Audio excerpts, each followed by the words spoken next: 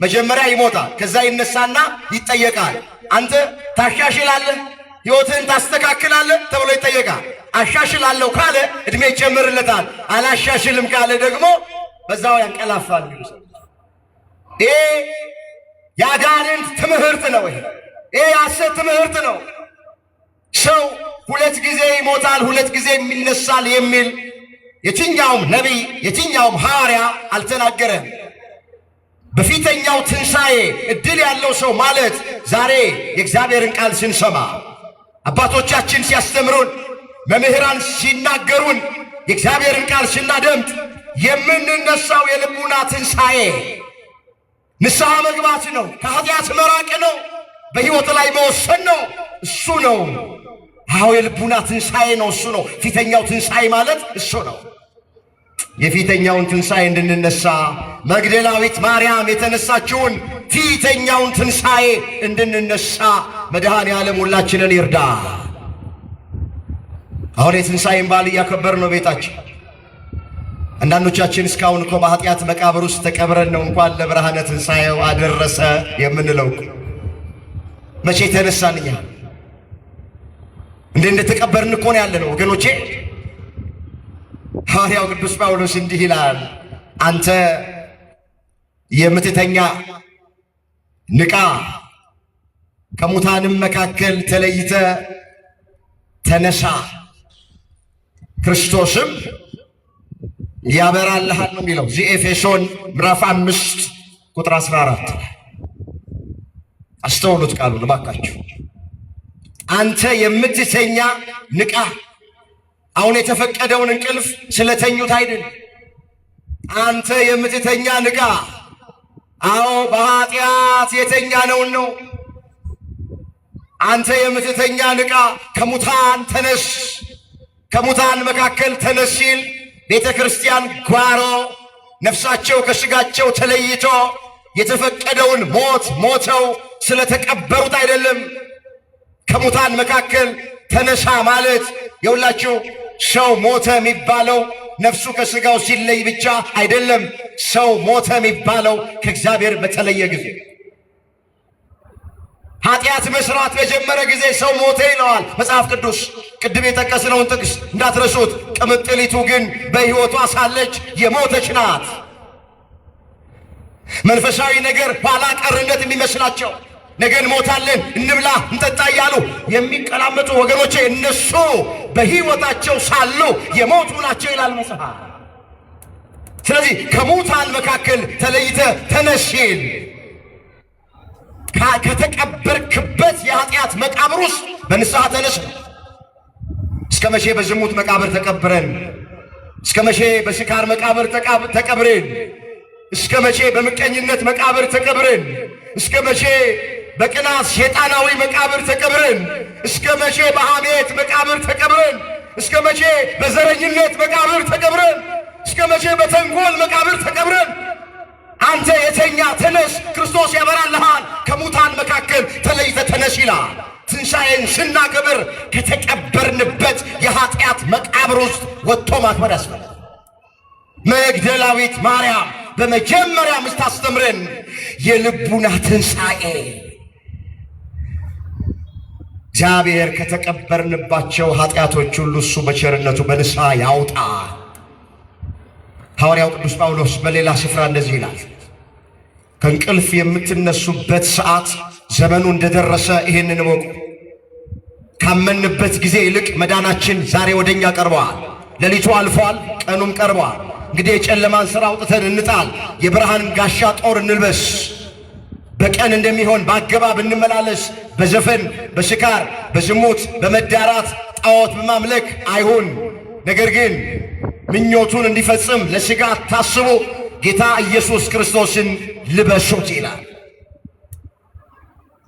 እዚህ ሮሜ 13 ቁጥር 11 ላይ የተመዘገበ ቃል አስተውሉት። ቃል ሮሜ 13 ቁጥር 11 ከእንቅልፍ የምትነሱበት ሰዓት አሁን እንደደረሰ ዘመኑን እወቁ። ባካችሁ ዘመኑን እንዋጀው፣ ዘመኑን እንወቀው ባካችሁ። ዘመኑ አጭር ነው ባካችሁ። ከእንቅልፍ የምትነሱበት ሰዓት እንደደረሰ ዘመኑን ወቁ። ይሄ ከተፈቀደው እንቅልፍ አይደለም። ሲደክመን ከምናርፈው እንቅልፍ አይደለም። ስለሱ አይደለም። ከኃጢአት እንቅልፍ የምትነሱበት ሰዓት እንደደረሰ ዘመኑን ወቁት አለና ካመንበት ጊዜ ይልቅ መዳናችን ዛሬ ወደኛ ቀርቧል። ዝቅ ብሎ ደግሞ ምን አለ? ሌሊቱ አልፏል አለ። ሌሊት ያለው ኃጢአትን ነው። ሌሊት ያለው አለማመንን ነው። ሌሊት ያለው የሌሊቱን ሥራ ነው፣ የጨለማውን ሥራ ነው። ሌሊቱ አልፏል አለ። በክርስቶስ ሌሊቱ አልፏል፣ ቀኑም ቀርቧል አለ። ቀኑ ወገኖቼ ብርሃን፣ ቀኑ ቀርቧል። አዲስ ኪዳን ምሕረት፣ ቸርነት፣ በረከት እሱ ቀርቧል አለ። ቀኑም ቀርቧል። እንግዲህ የጨለማን ሥራ አውጥተን የብርሃንን ጋሻ ጦር እንልበሳል። ያመጣዋል የጨለማውን ሥራ ዝቅ ብሎ በቀን እንደሚሆን በአገባብ እንመላለስ አለና የጨለማውን የሌሊቱን ሥራ እንዲህ አለው። በዘፈን በሽካር አይሁን፣ በዝሙትና በመዳራት አይሁን፣ በክርክርና በቅናት አይሁን አለ። ይሄ ነው የሌሊቱ ልብስ። ይሄ ነው የጨለማው ልብስ፣ የጨለማው ሥራ። ይሄ ነው ከእንቅልፍ መንቃት ማለት። ከዚህ መንቃት አምላካችን እግዚአብሔር የሌሊቱን ልብስ አውልቀን እንድንጥል መድኃኔዓለም ለሁላችንም ይርዳል። አሁን ቤት እንገባለን፣ ደክሞን ስንተኛ ቀን የለበስነውን ልብስ አውልቀን ጥለን እያንዳንዳችን የሌሊት ልብስ አለን፣ ፒጃማ። ጠዋት ከእንቅልፋችን መጀመሪያ ስንነሳ የምናደርገው ምንድን ነው? የሌሊት ልብሱን አውጥተን መጣል። ማንም ሰው ካላበደ በስተቀረ ሌሊት ለብሶ የተኛው ልብስ ለብሶ ወደ ሥራ መሄድ ማንም ሰው ያለ ፒጃማ ለብሶ ቢሮም ይገባል። ፊት ታጥቦ ልብስ ተቀይሮ የሌሊት ልብስ ተቀይሮ ወደ ሥራ ይኬዳል። ወገኖቼ እስከ መቼ ነው የሌሊቱን ልብስ ለብሰን ወደ ቤተክርስቲያን የምንመጣው? እስከ መቼ ነው የሌሊት እስከ መቼ ነው የሌሊት እስከ መቼ ነው የሌሊት እስከ መቼ ነው የሌሊት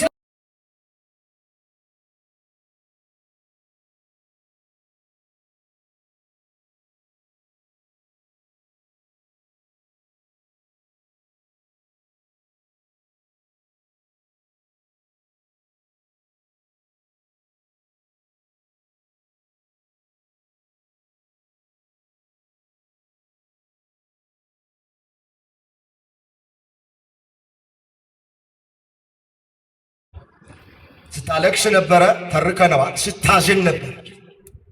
ለምንድን ነበር የምታለቅሰው? ምን እያለች ነበረ? ጌታዬን ወስደውታል።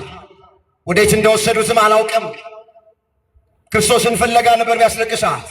መድኃኔዓለምን እየፈለገች ነበረ የምታለቅሰው። የምታለቅስበትን ምክንያት ጠንቅቃ ስላወቀች ወገኖቼ እንዳለቀሰች አልቀረችም። እምባ አባሹን አገኘች፣ ከሐዘኗ ተጽናናች።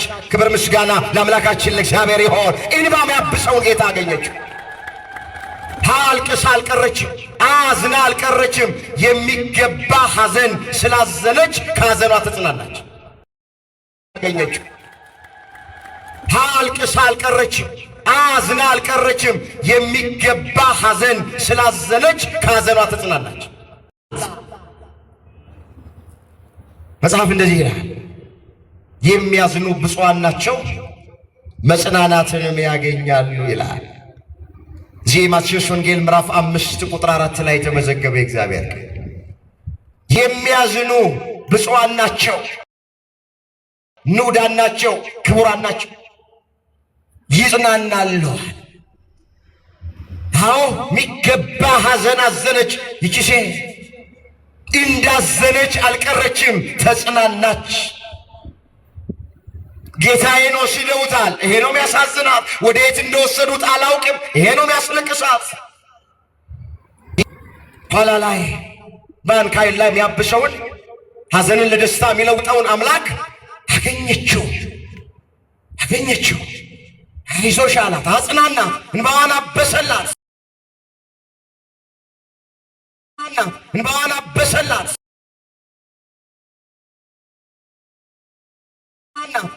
አበሰላት። የሚገባውን ሐዘን አዝነን ስለ በደላችን፣ ስለ መተላለፋችን፣ ስለ ኃጢአታችን አንብተን አልቅሰን መጽናናትን ከአምላካችን ከእግዚአብሔር እንድናገኝ እሱ ይርዳል። ዛሬ ብዙ የጎደለብን ነገር አለ፣ ብዙ ያጣነው ነገር አለ። ጌታዬን ወስደውታል፣ ወዴት እንደወሰዱት አላውቅም እንዳለች ዛሬ ሰላማችንን ማን እንደወሰደብን አናውቅም። ፍቅራችንን ማን እንደወሰደብን አናውቅም። በረከታችንን ማን እንደወሰደብን አናውቅም። በዚህ የሚናዝንን በሀገር ጉዳይ የሚያለቅሱ አሉ። በእንጀራ ምክንያት አጥተው በቀን አንዴ መብላት አቅቷቸው የሚያለቅሱ አሉ። በገዛ ባሏ የምታለቅስ ሚስት ትኖራለች። በገዛ ሚስቱ የሚያለቅስ ባል ይኖራል። ብዙ የተወሰደብን ነገር አለ።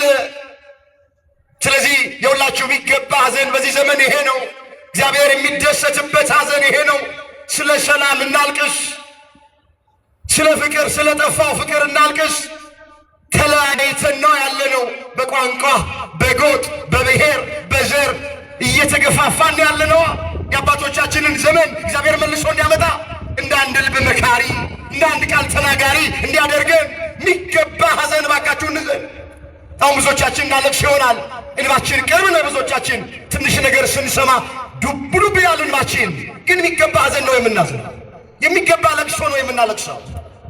እቺ ሴት እንባዋ የታበሰላት ሀው የሚገባ ሐዘን ሰዎች እንዳዘኑ አይቀርም እናምናለን። መጽሐፍ እንደዚህ ይላል፣ የሰራዊት ጌታ እግዚአብሔር ከዓይን ሁሉ ላይ እንባን ያብሳል አለ። ኢሳይያስ 25 ቁጥር 8 ላይ ተመዘገበ ቃል። እስኪ ተናገሩ ይሄንን የእግዚአብሔር ቃል ከኔ ቀጥላችሁ። የሰራዊት 25 ቁጥር 8 ላይ ተመዘገበ ቃል። እስኪ ተናገሩ ይሄንን የእግዚአብሔር ቃል ከኔ ቀጥላችሁ። የሰራዊት ጌታ እግዚአብሔር በሉ እስኪ። ያልተናገረ ሰው አለ? እስኪ ድምፃችሁን አውጡ። የሰራዊት ጌታ እግዚአብሔር ከዓይን ሁሉ ላይ እንባን ያብሳል። እንባም ምን ይላል? እግዚአብሔር የሁላችንን እንባ ከዓይናችን ላይ ያብስል። ብዙ ብዙ ብዙ የምናለቅስበት የምናዝንበት ነገር አለ። ማን ያውቀዋል? እግዚአብሔር ያውቀዋል። አይዟችሁ፣ እንደሚገባ ካዘን፣ እንደሚገባ ካለቀስን እግዚአብሔር እንባን አባሽ አምላክ።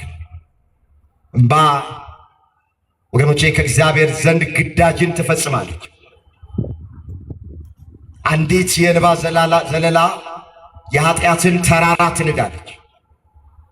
አልቃሾች አሸናፊዎች ናቸው። ምናለቅስ ከሆነ የወደድነውን ነገር ማግኘት እንችላለን። አንቺ ሴት ስለምን ታለቅሻለሽ? በምንም ጉዳይ እንግዲህ አትዙ። ምናልባት ይሄ መርሐ ግብር የተሰራው የሁላችን መምህር የሁላችን ወንድም የሆነው የመምህር ዘላለም የወልደ ሰማዕትን ዛሬ ልክ ካረፈ ሁለተኛ ወሩን ዛሬም በራቸውን ዘግተው የሚያዝኑ ብዙ እህቶች ወንድሞች አሉ፣ እናውቃለን። እኛም ዛሬ ቆመን ስናገለግል እግዚአብሔር መንፈስ ቅዱስ ረድቶን እንጂ የመምህራችን ሐዘን ከልብ ቢወጣ አይደለም። ከባድ ነው፣ ከባድ ግን አይዟችሁ። አሁን ሌላ ነገር ተናግሬ ሐዘናችሁን መቀስቀስ፣ በቁስላችሁ ላይ ጥዝጣዜ መጨመር አልፎ አይዟችሁ። እግዚአብሔር ታላቅ ነው። ሁሉን የሚያደርገው በውበት ነው። እግዚአብሔር አይሳሳትም። አዎ ቢኖርልን ትንሽ ዕድሜ ቢጨመርለት በተለይ በዚህ ዘመን ለቤተ ክርስቲያን ያስፈልግ ነበረ። ነገር ግን ከኛ በላይ እግዚአብሔር አዋቂ ነው። ሁሉን ይመረምራል፣ ሁሉን ያውቃል። እግዚአብሔር አይሳሳትም። እግዚአብሔር ምናልባት ዛሬም በራችሁን ዘግታችሁ እያለቀሳችሁ ያላችሁ ይህ ድምፅ የሚሰማችሁ ወንድሞቼ፣ እህቶቼ፣ በቅርብ በሩቅ ያላችሁ እግዚአብሔር የመጽናናት አምላክ ነው። እንባን አባሽ አምላክ ነው። እግዚአብሔር የተቆረጠን ተስፋ ይቀጥላል። ልብን ይደግፋል እግዚአብሔር። አሁንም ልባችንን ይደግፈው። አሁንም እግዚአብሔር ያጽናና። አሁንም የወልደ ሰማዕት የአገልግሎቱ በረከት ከሁላችን ጋር ይሁንልን። ለቤተ ክርስቲያናችንም ለሀገራችንም እንደሱ አይነት ወንጌል የሚያገለግሉትን አገልጋዮች በቁጥር በርከት አድርጎ እግዚአብሔር ያስነሳልን። የሚያጽናኑንን፣ የሚመክሩንን፣ የሚያሳርፉንን፣ ሃይማኖታችንን የሚጠብቁልንን ሳይፈሩ ሳያፍሩ እውነት የሚሰብኩትን እውነተኛ ሐዋርያዎችን እግዚአብሔር ቁጥራቸውን ያብዛልን። ከዚህ በተረፈ አይዟቸው፣ ተጽናኑ። እግዚአብሔር አዋቂ ነው። ሁሉን በውበት የሚሰራ ነው። የጌታ ፈቃድ ይሁን ብለን ዝም ነው ምንለው። እግዚአብሔር ላይ ማይገባ ነገር የስንፍና ቃል ካንደበታችን አይወጣ። አንቺ ሴት ስለምን ታለቅሻለሽ? ያስተማረን የመከረን የገሰጸን የአባቶቻችን አምላክ እግዚአብሔር ስሙ ለዘላለም የተመሰገነ ይሆን። ድንግል ማርያም ጣዕሟን በአንደበታችን ፍቅሯን በልባችን ትሳልልን። ቅዱስ ገብርኤል ከፊት ይምራን፣ ከኋላ ይከተለን። የመምህራችን በረከት ሁልጊዜም ከሁላችን ጋር ይሁን። የሁላችንን መጨረሻ መድኃኔዓለም ያሳል።